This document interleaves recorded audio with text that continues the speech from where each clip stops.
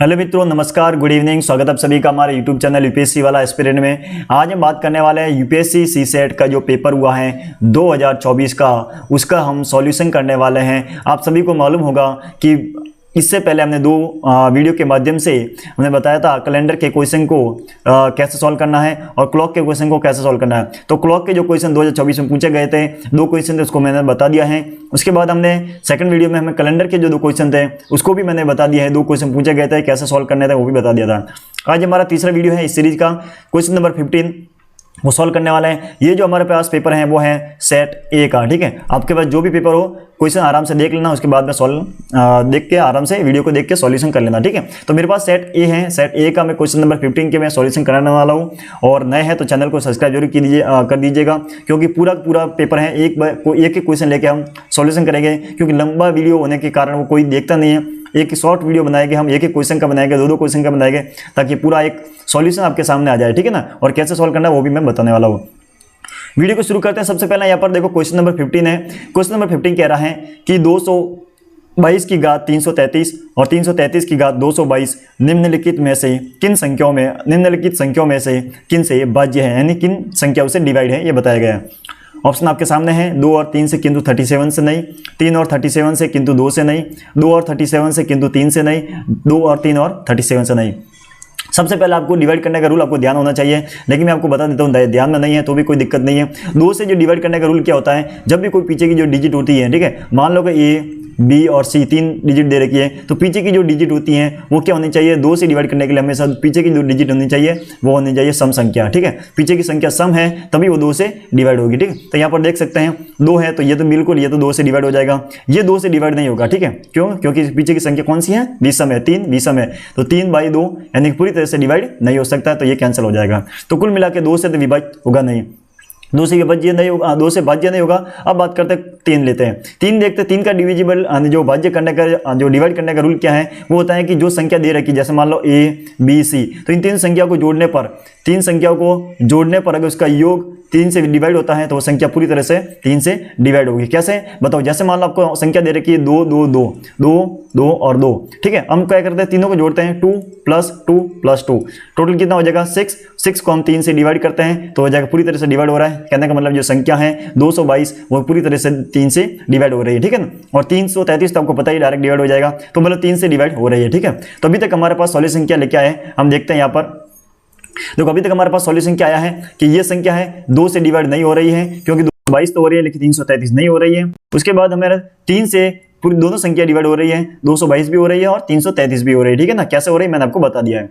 अब बात करते हैं, तो प्रश्न क्या पूछा गया है, किन से भाज्य है। तो पहला प्रश्न देखो, 2 और 3 से किंतु 37 से नहीं, तो पहला तो 2 से विभाज्य हो ही नहीं रहा है, कैसा हो रहा है, तो 2 से विभाज्य नहीं हो रहा, तो पहला ऑप्शन गया। दूसरा 3 और 37 से किंतु 2 से नहीं, तो ये बिल्कुल देखो हमें 37 का भी मालूम नहीं है, तो चलो इसको होल्ड रखते हैं एक बार, ठीक है ना, क्योंकि हमने 37 का भी देखा नहीं है। 3 का हो रहा है हमको पता है, 2 से नहीं हो रहा, ये हमको हमें सही लगा, लेकिन 37 अभी तक देखा नहीं, कोई बात नहीं, इसको होल्ड रखते हैं। कोई ऑप्शन नंबर सी 2 और 37 से किंतु 3 से नहीं, तो बिल्कुल गलत है, 2 से तो हो ही नहीं रहा, हमने बोला तभी 2 से संख्या नहीं हो रही, 333 वाला कहाँ हो रहा है, नहीं हो रहा है, इसको कैंसिल कर दिया, सी ऑप्शन गया।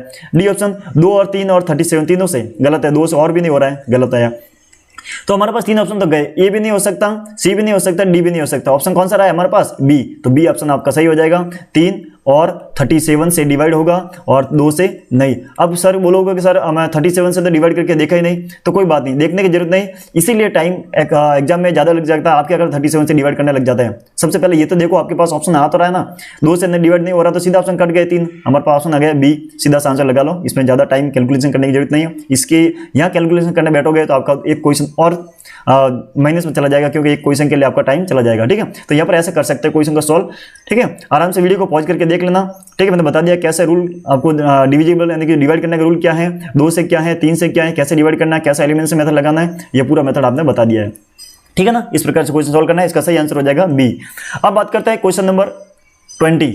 सेम क्वेश्चन इसी प्रकार का पूछा है, उसको भी सॉल्व करते हैं। देखो क्वेश्चन नंबर 20 क्या कह रहा है, योगफल s = x + y + z के संबंध में निम्नलिखित कथनों पर विचार कीजिए, जहां x, y और z में से प्रत्येक 10 से छोटी भिन्न अभाज्य संख्या है। सबसे पहले समझना है कि 10 से छोटी भिन्न अभाज्य संख्या, तो 10 से छोटी बात कर रहा है, तो 10 से छोटी भिन्न अभाज्य संख्या कौन कौन सी हो जाएगी, 2 हो जाएगी, 3 हो जाएगी, 5 हो जाएगी, 7 हो जाएगी, ये हो जाएगी, ठीक है। 4 संख्या हो जाएगी जो अभाज्य संख्या हो जाएगी, ठीक है। अब बात करते हैं, हमारे पास 4 है, 4 संख्याओं का योग बोला गया है कि s equal x plus y plus z के संबंध में निम्नलिखित कथनों पर विचार कीजिए जहां x और y और z में से प्रत्येक 10 से छोटी भिन्न अभाज्य संख्या है। अब जो x और y और z है वो या तो 2 हो सकती है, 3 या 5 या 7 हो सकती है, ठीक है ना। इसके अलावा कुछ नहीं हो सकती क्योंकि 10 से छोटी भिन्न अभाज्य संख्या यही हो सकती है। देखो ऑप्शन दे रखा है s का इकाई अंक 0 हो सकता है। चलो इसको जोड़ के देखते हैं, एस यानी कि जो x plus y plus z का। तो हमारे पास 2 ऑप्शन बनेगा, 2 हमारे पास एक नंबर आएगा। कैसे मैं आपको बताऊँ, यहाँ पर देखो, या मैं थोड़ा रेड ले लेता हूँ, ठीक है ना, इसको हटा देते हैं। देखो हमारे पास x इक्वल क्या हो जाएगा, हमारे पास देखो सॉरी s इक्वल क्या हो जाएगा, सीरीज दे रखा x plus y plus z, हमें s का मान ज्ञात करना है, ठीक है। s का इकाई अंक क्या हो जाएगा, 0 हो सकता है। तो देखते हैं s इक्वल क्या करेगा हम। सबसे पहले मैंने बताया 10 से छोटी जो अभाज्य संख्या है, अभाज्य संख्या कौन कौन सी मैंने बताया, 2, 3, 5 और 7। सबसे पहले 3 इन संख्या को लेके देखते हैं। तो मान लो x का मान 2 ले लिया, फिर y का मान 3 ले लिया, फिर z का मान 5 ले लिया। इनका योग करो, कितना हो जाएगा, 5 और 3 8, 8 और 2 10, तो मतलब टोटल कितना हो जाएगा हमारे पास 10। तो s इक्वल कितना हो जाएगा 10। हमें पूछा है कि पहला ऑप्शन दे रहा है कि s का इकाई अंक 0 हो सकता है, तो इकाई अंक 0 बिल्कुल सही है, तो पहला ऑप्शन तो सही हो गया। सेकंड ऑप्शन देखते हैं, s का इकाई अंक 9 हो सकता है। तो देखो अभी अपने पास 9 के लिए तो देखो इसका इस सीरीज को जोड़ते हैं, मान लो इसमें तो नहीं हो रहा है, चलो इसमें तो नहीं हो सकता है, 3, 5 और 7 को जोड़ के देखते हैं। तो s इक्वल हम x plus y plus z. तो अब की बार क्या करेगा हम, सेकंड ऑप्शन में 3, 5 और 7 को लेके देखते हैं। 3 प्लस 5 प्लस 7, इन जोड़ते कितना हो जाएगा, 7 5 12, 12 और 3 15, यानी कि 15 हो जाएगा। 15 हो गया, तो s इक्वल कितना हो जाएगा 15। तो क्या ऑप्शन बैठ रहा है, सेकंड s का इकाई अंक 9 हो सकता है, बिल्कुल नहीं हो सकता है, ठीक है ना। अब देखो तीसरा ऑप्शन क्या हो जाएगा, s का इकाई अंक क्या 5 हो सकता है। तो देखो हाँ हो सकता है, अभी मैंने जोड़ा है, 3, 5 और 7 को जोड़ते हैं तो हमारे पास कितना हो जाएगा, s का इकाई अंक क्या हो जाएगा, s इक्वल मैंने बताया s इक्वल 15 आ रहा है, ठीक है। तो हो जाएगा s का इकाई अंक क्या हो जाएगा 5 हो सकता है। तो s का जो इकाई अंक 5 हो सकता है और 0 हो सकता है, ठीक है ना। ये दोनों हमने कैलकुलेशन करके देख लिए। तो हमारा ऑप्शन क्या हो जाएगा, 1 और 3 सही हो जाएगा। दूसरा ऑप्शन अब क्या हो जाएगा, गलत हो जाएगा। तो यहाँ पर देखो दूसरा ऑप्शन काट दो, दूसरा गया, ये भी गया, ये भी गया। अपने पास ऑप्शन हो गया 1 और 3rd। कितना इजी क्वेश्चन है, इसमें एलिमिनेशन मेथड भी लग रहा है, आपका दिमाग भी लग रहा है और शॉर्ट टाइम में क्वेश्चन को सॉल्व कर रहे हैं, ठीक है ना। बिल्कुल इजी तरीका है। कोई आपको समझ में नहीं आया तो वीडियो को वापस पॉज करके वापस देखिए, बिल्कुल आसान तरीके से समझा है। एक बार वापस समझा देता हूं मैं। क्वेश्चन नंबर कह रहा है कि जो सीरीज दे रखा है वो x plus y plus z का योग करने पर हमें है वो इसका s का इकाई अंक 0 हो सकता है, 9 हो सकता है, 5 हो सकता है, ये चेक करना है। लेकिन x और y plus Z, x y z का जो मान है वो 10 से छोटी भिन्न अभाज्य संख्या होनी चाहिए। तो 10 से छोटी भिन्न अभाज्य संख्या क्या हो सकती है, 2 हो सकती है, 3 हो सकती है, 5 और 7 हो सकती है।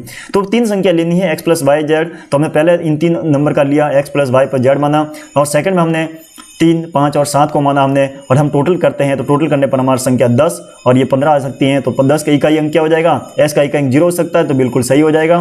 सेकंड कंडीशन में s इक्वल 15 आ रहा है, तो इसमें भी इकाई अंक 5 हो रहा है, तो ये सही हो रहा है। तो 1 और 3rd अपना सही हो जाएगा। सेकंड ऑप्शन गलत हो जाएगा, तो सेकंड एक्शन एलिमिनेशन के मेथड से हम कट कर देते हैं यहाँ पर, तो अपना आंसर हो जाएगा 1 और 3rd। तो बिल्कुल आपका सही आंसर हो जाएगा 1 और 3rd। ऐसे वीडियो पाने के लिए हमारे चैनल को सब्सक्राइब जरूर कीजिएगा। आई होप आपको वीडियो पूरी तरह से समझ में आ चुका होगा। ऐसा कोई इसमें टॉपिक मैंने नहीं छोड़ा जो इसमें वीडियो समझ में नहीं आ रहा या फिर कोई क्वेश्चन समझ में नहीं आ रहा।